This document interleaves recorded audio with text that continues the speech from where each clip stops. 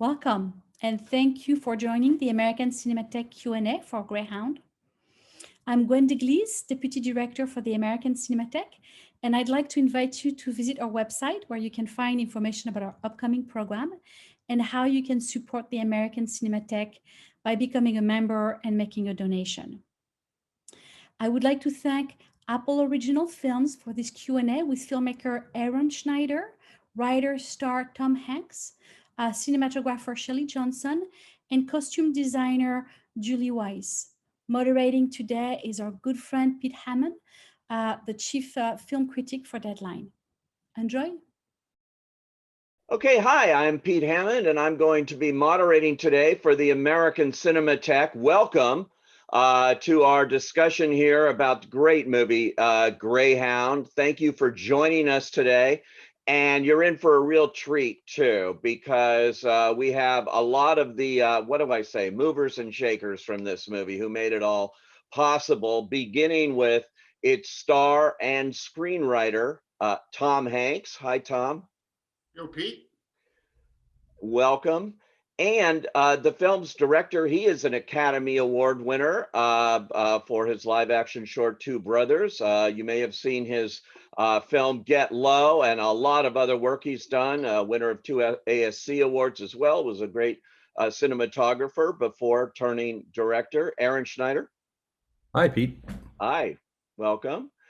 And then we have, she is a multiple Oscar nominee, Frida, and many, many movies that you've seen over the years that she's worked on. Too many to name here. She is the costume designer of Greyhound, Julie Weiss. Well, hello. Hi. It's great to be part of this company, and hello, Pete. So happy you're part of this. Absolutely. Happy to be here myself. And finally, he also is multiple ASC nominee, has done so many things, movies, television, you name it. The cinematographer of the film here, Shelly Johnson. Hey, Pete, thanks. Hi. Well, first, I just want to say congratulations on this film to all of you. It's riveting to watch. Man, when they say nonstop action, that defines this movie too. You never stop to breathe when you're watching it, but there are those moments. And it's also wonderfully human too. And I think to get that mix is not easy. So I want to talk, but I'm going to start with you, Tom. This is your script, as well as you starring here as Commander Krause. So, and adapting the book, which was by C.S. Forrester, what appealed to you to turn this into? We know you were an aficionado of World War II in so many ways too, but what made this one different that made you want to dive back into this subject? Well, Forrester wrote this book in essentially real time. It is all about hour by hour what happens to Ernie Krause on the bridge of his ship protecting this convoy in heavy seas, freezing seas, Nazi sub-laden seas, all at the same time, trying to keep his herd together. It's based on, the title of the book is The Good Shepherd, as in a man trying to get his flock of sheep to harbor safely. And because it was written, it takes place in more or less real time over the course of 3 days that Krause is on his feet.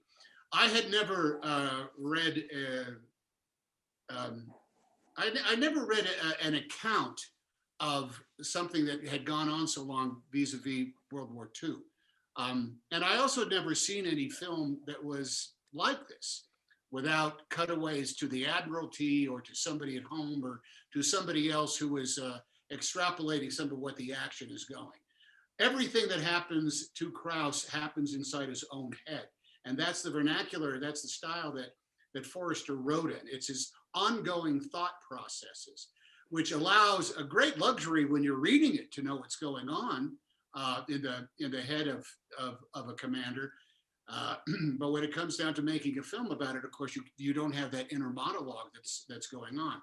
I viewed it as it took me about 6 years to adapt this thing from beginning to end, and I tried all sorts of screenwritery tricks and ideas of different imagery and a mind's eye and thoughts that were projected out on the screen in order to get people, in order to clutter up, I think, the mind and the attention of the moviegoer.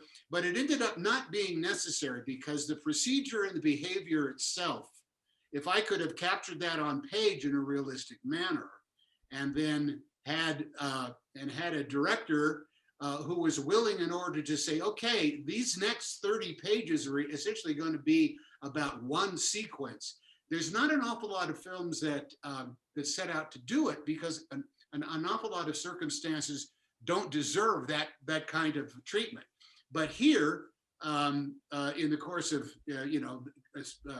days, weeks-long traverse of an Atlantic, which is a very dangerous place, I thought that if we could translate that individualistic in real time that Forrester had in The Good Shepherd into the various very long beats of a screenplay and then a movie, we would be taking out, I guess, what's the word I'm looking for? We'd be taking out any sort of the mechanics of storytelling and just utilizing and relying on the procedure and the behavior of the characters, Krause and the other men and the other crewmen that are on board on the bridge, without really knowing what they're doing or what they're saying, because we're not versed in that procedure. We can recognize the human behavior, but everything else that comes along is kind of like reading the subtitles to a Kurosawa film. After the first 7 minutes or so, you sort of forget that you don't speak Japanese along with the other 7 samurai. You just are hip to, it's important what they're doing, and that's what I hope that we were able to accomplish going from the page to the stage. That was so interesting about it too, the procedural nature of it, that you do get used to it and you do realize that the dialogue is largely that, but you mentioned human, getting that's not that easy, and it's in your face, and it's all of that's between the lines here, that maybe not on the page directly, but certainly is there and comes through in the film. One of the things that I discovered when we were writing, and I had to leave notes in the screenplay for people who were reading it for the first time, was like, if I wrote all of the repetitions of the orders that is part of the procedure, the screenplay would have been 312 pages long. Because the sonar man says something, the talker repeats it, I then answer, the captain gives another order to the talker, who then repeats that same exact line, and then it's repeated by the sonar man, whoever it is that the order is going off to. That ends up being, I think, the patina and the sort of like lingua franca of the movie. There's not a lot of folks who know the difference between hard left rudder, ease the rudder, and meet her. It's not important necessarily that you know that right off the bat, but I'm going to say, like halfway through that first sequence, you got a sense of what it means, and that's all that's necessary. Everything else comes out by way of, I must say, in talking about the casting of this with Aaron, we always said, man, we're going to have some really great actors there who are just going to be faces standing in one place, repeating these lines over and over again.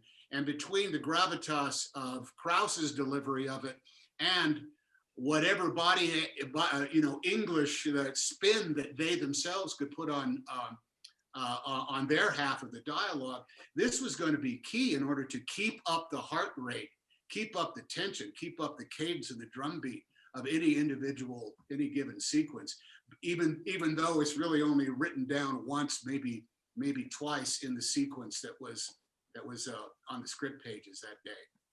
And what's very realistic about it too, that you don't see in many other movies like this, is those faces that you mentioned change. They change. We don't see the same ones, at the different positions that they're in at the different times of day too, which I thought was unique. Yeah, the movie, the screenplay plays out in a series of the watches, the dog watch, the mid watch, the morning watch, and those are all 4-hour increments. And they come up, the title sequences, the titles themselves come up like the numbers of the rounds in a boxing match. Dog watch, morning watch, mid watch, and the hour, the timing of it as well. So that you get a sense, hopefully, that these are all connected beats. There's not like a major disappearance and then coming back to some time, and you're not able to play loose with time and space in it. You really are locked down to minute by minute, moment by moment, one very, very long sequence that, you know, in some circumstances goes on in almost like to a rule-breaking length of time.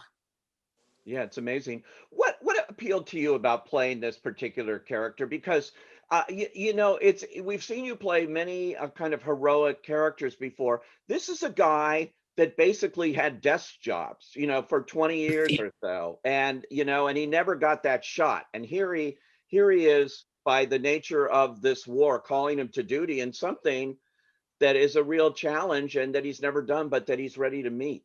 I don't think that C.S. Forrester had it in the original book, but Aaron discovered the concept of fitted and retained. Am I right there, Aaron? Didn't you discover that in the course of it? Yeah, there was a sense of him sort of having been shelved in his career. Yeah. That every time he came up for one of the regular promotions, which would mean going up in status, going up the food chain in the Navy, making a little bit of money, he never got it. Instead, he got a very, very tacit vote of confidence, fitted and retained, meaning you're good enough to stay in the Navy, but you haven't really done enough in order to be given any sort of broader sense of things. That all changed for real when the Japanese attacked Pearl Harbor, and suddenly anybody who knew Navy nomenclature and Navy procedures became very valuable. Had there not been a World War II, I think Ernie Krause would have been retired from the Navy probably in 1941 or 1942, and would have been probably a bartender or a cab driver somewhere in San Diego, like everybody else who retires from the Navy after 20 years.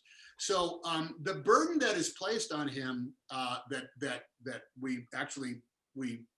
we made even more tactile in working with the actor and the screenwriter working with the director in order to get that chamois as dry as possible and get every drop of water out of it, was part of that. Now remember, this is his first time.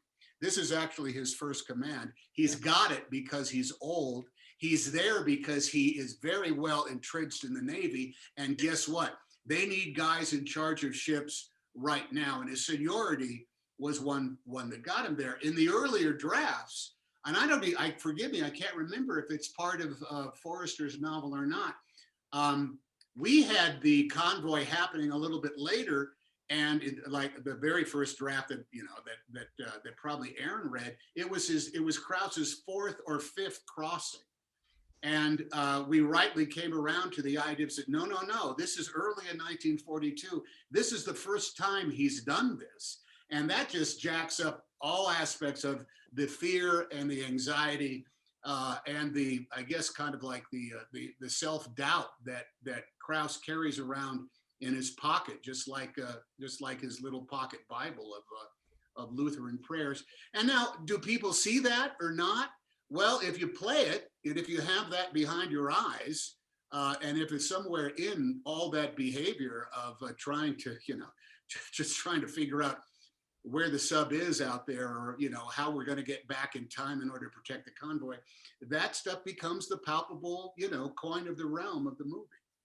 And I also love the fact there's no women in this except for Elizabeth Shue in one scene, although there's a little bit of a flashback of her towards the end and all that. But in that one scene, that is also that unspoken stuff between the two of you of what's going to happen, that I thought was so important to this film too, in the emotional hook that we have with him. Well, the reason I was attracted to the movie, to go back and answer your very first question, Pete, because I have a tendency to get long-winded, was the concept of stasis. Is that in 1942, absolutely nobody knew what the future was going to bring about.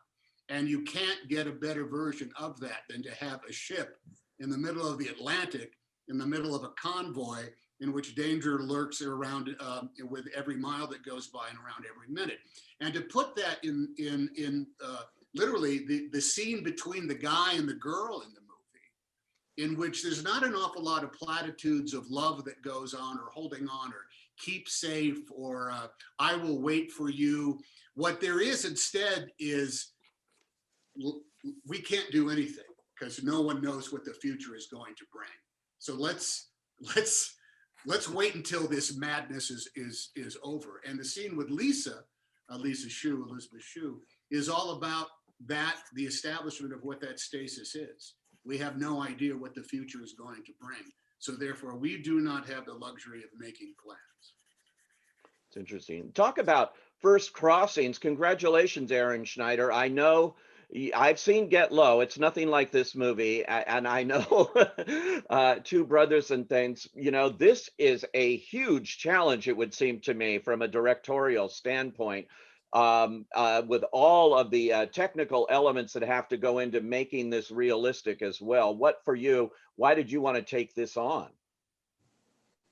Well, I was first struck by the fact that, of course, Tom had written it, and that meant that it was something unusual and perhaps near and dear to his heart. And as you mentioned, my short film, Two Soldiers, was kind of a special personal project. And I thought to myself, you know, maybe this is one of those for Tom. And, you know, it would be a blast to make a movie with Tom, not just as an actor, but as someone who's trying to do something, you know, unusual or different for himself. And that's what it turned out to be.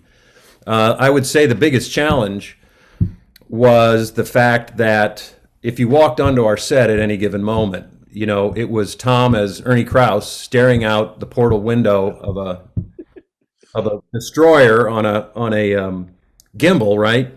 And reacting to basically C-stands and lighting, and right, the whole movie is either Tom looking at something and reacting to it, or what it is that he's looking at and reacting to. And of course, when we shot it, that entire world, that the battles, the tactical scenarios, the thrill aspects that are all going on out there don't exist, and won't, by the way, until we get into post-production and start marrying up what we shoot in Baton Rouge with those elements. So the big challenge for me was making sure that the technical side of it, the logistics, being able to walk onto set and show Tom in an overhead map what was going to happen out there, what the virtual battles were, and making sure I could on a minute-by-minute basis give him some eye lines and let him know what he could play off, because he was the way into the film emotionally. And if he can't build that virtual scenario, if he can't engage his own mind's eye in what's happening out there, then we can't, as an audience, you know, find our way in emotionally to what's going on. And so, you know, a lot of actors get interviewed and talk about that one scene where they had to pretend the green screen was a dinosaur, right?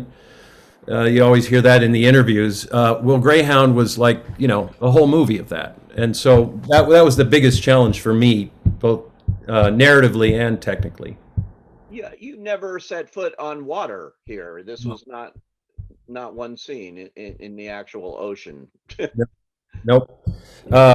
Yeah, we learned very early on that these ships that we needed in the movie as characters don't sail anymore. And then we learned early on that our film was so visually all over the place in terms of what we were going to be shooting and how, that the idea of like live action plates wasn't really going to solve the problem. And so we knew we were going to have to lean hard on, you know, the latest digital techniques to create simulated water. And of course, our visual effects guys knocked that out of the park. We were very happy. For you, you created kind of 3D models that you could do, or you could envision the whole thing, photos. Yeah. I had time before the movie started, and I went down to Baton Rouge where the museum ship was that we ended up using as our stand-in for the USS Keeling. And I took a bunch of photos, and I used photogrammetry to build a model, and I'm a sort of a visual effects hobbyist, and do some previs, and so I brought that model into my software, you know, Maya, a 3D program, and I was experimenting with cameras and angles, and and even trying to find a way, knowing that a lot of our stuff would be digital, trying to find a way to recreate the feeling of open ocean photography in a digital environment, a way to ground our visual effects and our aesthetic, the aesthetic that Shelly and I created on the live action stuff, of extending that feeling out into this digital world in such a way that it felt like, you were some poor cameraman was standing on the bow of a ship in the middle of the Atlantic trying to keep, a destroyer in frame to shoot a movie. That was sort of the goal and the aesthetic for not just the film overall, but the visual effects, to ground them in reality. Yeah, and how did that working relationship go with you and Shelly here in because you're a cinematographer yourself, obviously. So do you ever have the temptation to go like, well, this is the way I shoot it, or how did that collaboration go? Yeah, it was great. Shelly was terrific. I was jealous of Shelly because back when I was a starting cameraman, Shelly had gotten his Jurassic Park movie and become the sort of the superstar of all the cameramen climbing their way up, right? And so I immediately took note of Shelly and his work and kind of followed it for a while. Although we didn't know each other very well, I think we both kind of knew each other's work and saw each other at the ASD clubhouse. And then it just hit me when it came to Greyhound. I thought, he's someone whose work I admired and someone who I'd enjoyed talking to, and so reached out to him, and it turned out to be great. And that's a big question people always ask: how did two cameramen? But it goes two ways. It can sort of end up being a problem, but it can also end up being a huge advantage in terms of the language and the understanding and the efficiency too, which is the way it turned out in this case. Yeah, Shelly, I would say number 2 would be enormously helpful for you. Yes. Yeah, no, number 2 is by far the preferred route through this. It was great. I would say, anytime that Aaron came forward with any kind of a lighting note or consideration, he couldn't have done it in a more respectful and thoughtful way, and usually did it with humor. A lot of the way we worked had to do with kind of laughing our way through it, so a lot of our conversations regarding the technical side of cinematography were often even less than a sentence. It was very brief because there was that automatic understanding of what we knew, and I think the main thing that Aaron understood was that the cinematography and the visual treatment of the movie, it had to be imperfect in order to have that feeling of placing an audience next to the captain of a destroyer, in a ship that's rocking and leaking, and you're wet and you're cold and you're trying to understand the pace of the scenes, and as they're moving through with the dialogue and all these watches and everything. It requires that the camera perform almost like an actor would perform. And in many cases, the rehearsals were such that, that was kind of the final interpretation of the scene, because the script did have so much of the procedural dialogue. The real scene lay between the lines and kind of lay between the little looks and what Tom was doing with his performance and how he was relating to the other crew and in the scene, and actually seeing that is what kind of put the whole scene together for us. And at the end of every rehearsal, Aaron had this marvelous visual kind of narrative defined based on what he saw through the during the rehearsal, and so a lot of those points, all of them really had to be brought out visually, whether it was going in for the right kind of close-up, getting that glint in the eye that the captain needed, or keeping the momentum of the scene flowing from inside to out, by means of screen direction or whatever. I mean, all these conversations took place very briefly, and it was a lot of fun. How difficult is, I mean, this was mostly handheld, right? I mean, most of your camera work here. How difficult is it to shoot constantly in such confined spaces with all of those people in it and get the shots that you need? Well, the fact that it was so confined is a lot of what kind of drove us to the handheld idea. We were on a gimbal, and there's sort of this feeling that if you're on a gimbal, the camera needs to be independent of that gimbal in order to see the movement. Otherwise, if you just kind of bolt the camera to the gimbal, you're not really seeing the set move. But when you're handheld, what happens is the ship is rocking, but everyone is affected by the same gravity, including the camera. So you definitely get that feeling of being on a moving ship. Plus there's that wonderful moment where the set actually started leaking. Tom is the demonstrator. Just like Tom, yes, it's perfect example.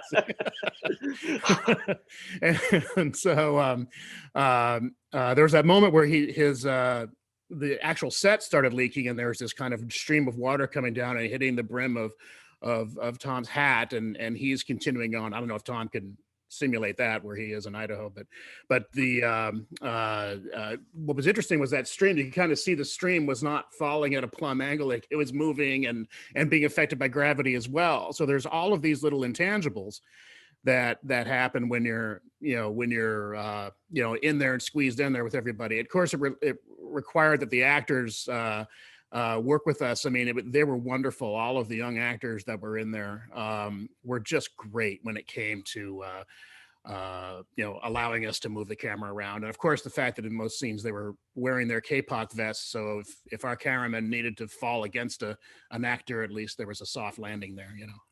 And that natural lighting was key also, that it'd be natural, that you don't have a lot of room anyway for all your lights and all of that kind of thing. But Right. This was all natural lighting. It was mostly, natural in the sense that it was all stage lighting, but done very naturalistically. One of the things I didn't want to do was fly too much of the set apart. I definitely did not want to pull the ceiling out.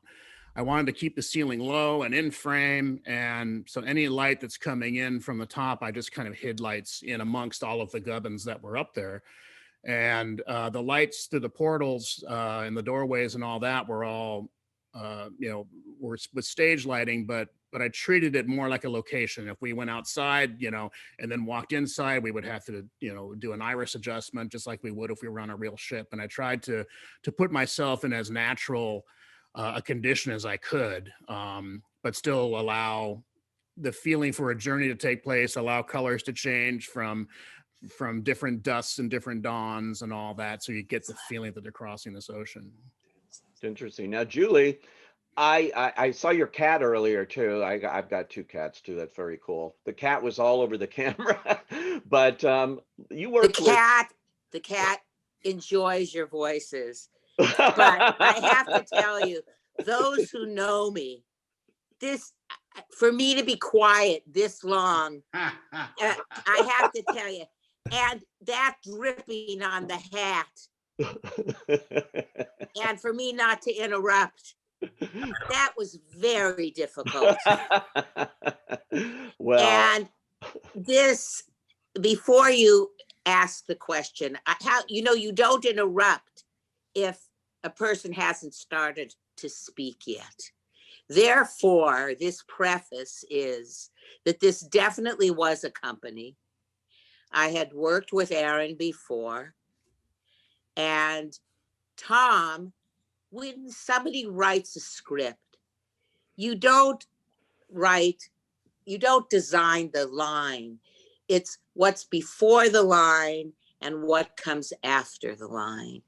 And so to be part of this, to be part of something that you think is about a uniform, and a uniform, there's the dignity of the uniform, and that you never challenge. You have a great advisor. And of course, that was Tom's, Dale, is such a great man. And you never challenge that. But then you have the uniform that's in process. And okay, the preface is over. Okay. Oh, that's perfect. And Dale, you're referring to Dale Dye, of course, the legendary man that consults on so many movies. But you don't challenge that, and you watch that carefully. and we gave uniforms early, and so you see the process. But there's some, but go ahead. You know, I need to listen. I'm still trying to learn to listen. Oh, I try so hard. It's good, but you know, you had a very kind of subtle differences in many of the uniforms here, and you're dealing with the Atlantic, which is a whole different kind of environment scenario here for a war film in the first place. Well, firstly, let's talk about Tom's character, of course, of Krause. When you have a fitting with someone like Tom and Aaron, and again, when a costume designer is called in to do something like a uniform movie, predominantly uniform, I think that you say, well, why do you want to do this? Well, firstly, there are two types of uniforms. There's the uniform of the dignity of the uniform. And to do a fitting with Tom, to watch him stand in that mirror, in that fitting, watching him stand with that aplomb, becoming Krause, knowing when to stop. That's very hard for me, knowing when to stop, by the way.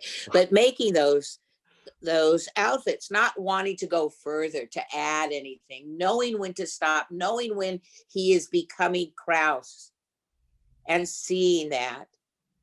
And then there was the jacket. You see, there is, when you reach a certain level of his position, you have a coat, and we went through many, I guess you could say, machinations, because that means chewing also, isn't that right? But nonetheless, there was this jacket, and it was the leather jacket. And there is something that you can have for a long time. And this was his first real commission. Krause is out in those seas, that Atlantic, which we don't see that much, where it is cold. And on deck, it is cold.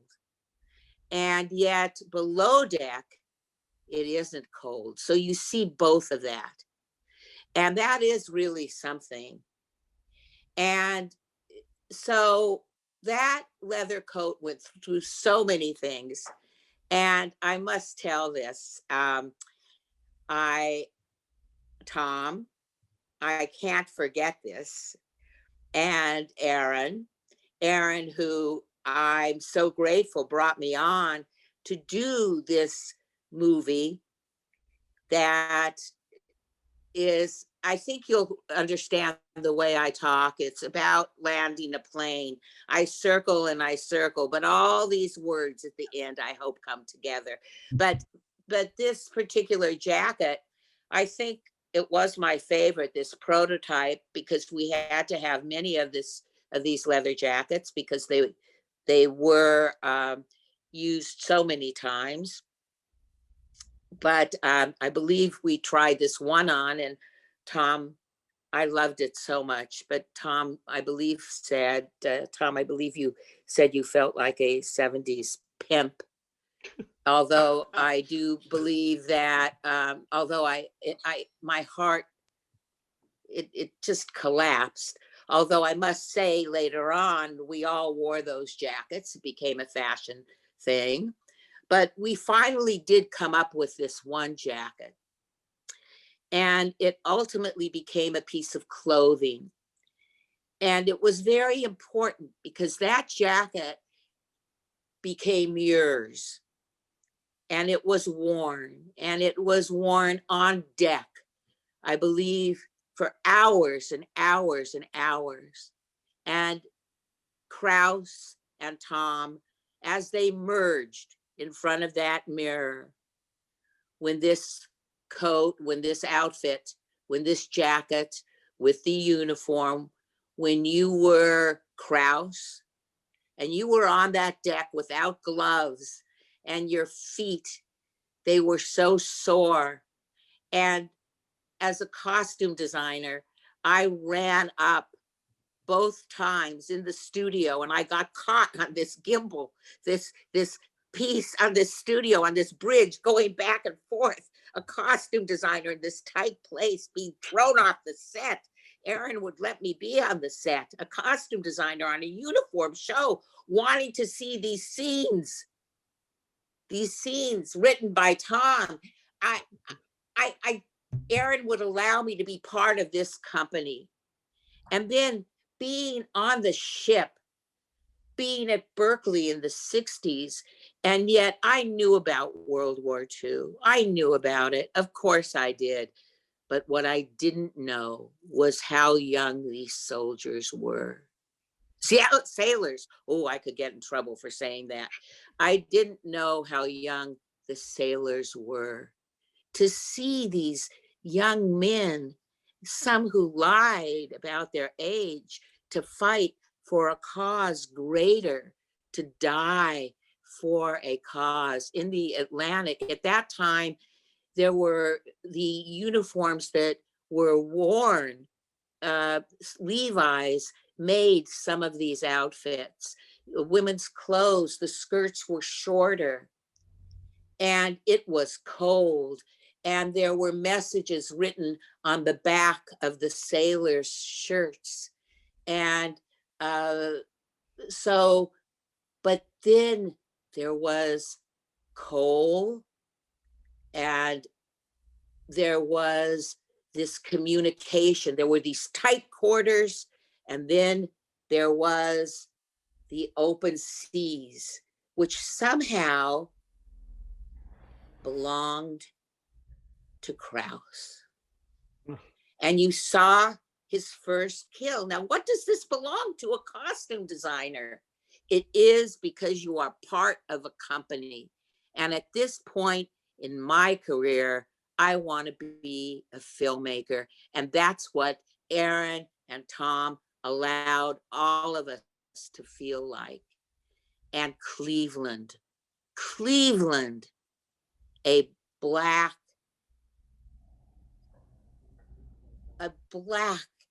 actor, person, character who served food, who worked below deck. But when it was time for general quarters, over his white jacket, put on his life jacket, who went up and who could kill, good enough to kill and die above on that deck, but kept below quarters. This changed after 1942. And I guess for a costume designer and these different types of uniforms, for me, it was being part of. And that is the essence of being a costume designer. You do that research. You're expected to know that research. And it was a scene with Evelyn. I'm almost finished. You did ask me a question, I think. I did. I think so. Okay. Sorry, Tom. It's all coming back. This is why Tom has people outside his trailer. You're welcome. I think I was welcomed. But nonetheless, maybe it was after your scenes, Tom. But nonetheless, there was this, there's the scene with Evelyn, and it's Christmas, and it's color. And you see Tom dressed in his full uniform, and Evelyn with color, and it's Christmas, and it's blue, and the sky, and then you see that color. And then you go to the East Coast, to the gray, to that color, to the sea, the roaring sea. So you have that contrast. Oh yes, I love to do Evelyn's clothes, and I love to do those extras, although we should have seen more. Sorry. But yes, and Shelly, I am grateful.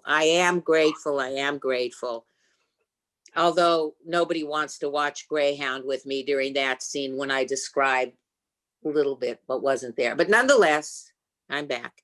All right. That's it. One more thing. Just Okay. one more thing. There was Tom in the dressing room with Evelyn, and he did pick the hat as I peeked in, and he said, "I think I like this one better." And that is when you watch two people as their characters, and that's gold. That's gold. Now, Well, amazing monologue here from Julie Weiss, and the essence of what I thought you got to, though, is what a costume designer really is here. Because some people might look at this and say uniforms, what kind of challenge? You just explained it in so passionate a way. I have to go back to Mr. Hanks on this, though. You can talk about what she just talked about and getting into that costume. Does that make the character for you? I talk to actors who say until they do that, they don't quite have it. That's the first moment you actually are manifest. As you are finding those clothes, it happens. It happens, and it doesn't happen until you have the wardrobe fittings. It doesn't happen until you start. It's not just the way it looks; it's the way it feels. It's the way you slip into it more than the way it slips onto you. And there are in this case there were shoes and there were pants and there was that leather jacket. I have yet to meet somebody who doesn't ask me, "Hey, where'd you get that leather jacket? I'd like one of those sheepskin jackets like that, because that was badass, man, when you put that on."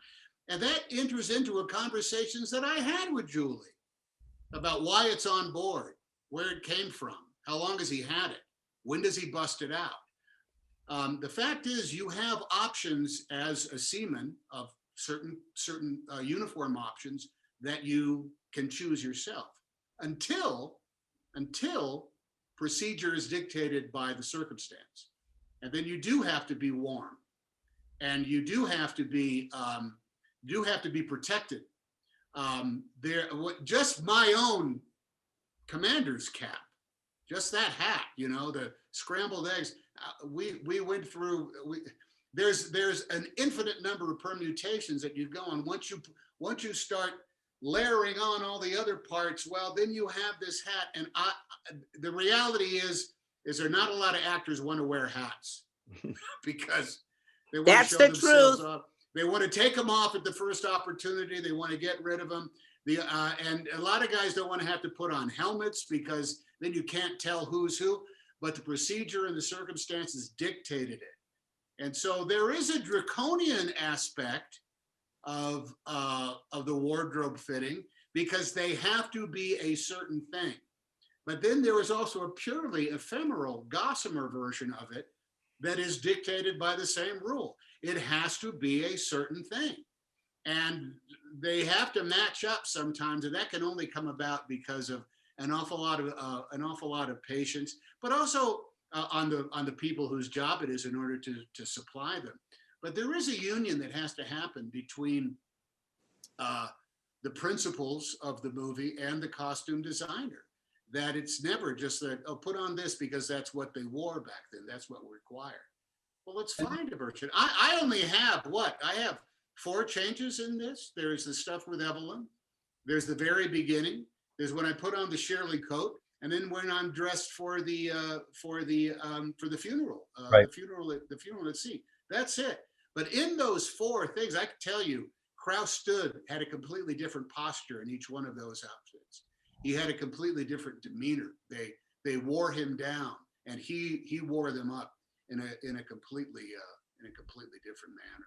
And that comes about because of the work that the passion that somebody like Julie brings to it every day. It's the Thank you. It's the ephemerals, as Tom mentioned. It is a uniform movie, no question. But as Tom mentioned, there is an ephemeral. There's a part of bringing these characters to life, dressing them in such a way that is intangible. That there's room still to express individuality, ideas, help.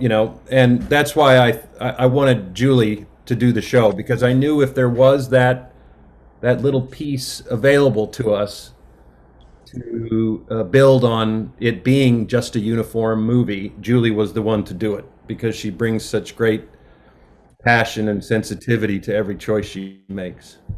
Well, down the line, Thank you. what I love Thank you. about American Cinematheque is we get into the weeds about the real filmmaking process and what goes in. You don't always hear this. And so it's fascinating to listen to, and the creation of Greyhound. Thank you all for joining us here at American Cinematheque today to give us the 411 on this movie. Thank you. Thanks, Pete. And Thank you very much. you. Thank you, Boy, Pete. did I love to speak. Thank you so much for not cutting me off. You are terrific. Can I just good shirt. Can I just say something just about Shelly and his crew? Yeah. We stopped seeing them after a while. They're in there. They were like bosuns, or they were like other shipmates. And the physical toll that those shoulder mounted cameras took over time. They were the hardest working people on the set. I cannot say enough of them. And the fact that they were on their own hips, their own feet, their own legs. Every now and again there was stuff on a camera crane out on the outside, but by and large, this was shot on foot by Shelly and his crew. Amazing. Great, phenomenal. And invaluable part of making of Greyhound was everybody on camera. Amazing work, Thank you. all of you. Congratulations again, and thanks for joining us. Great. Thank you, Thanks, Pete. guys. Thank you.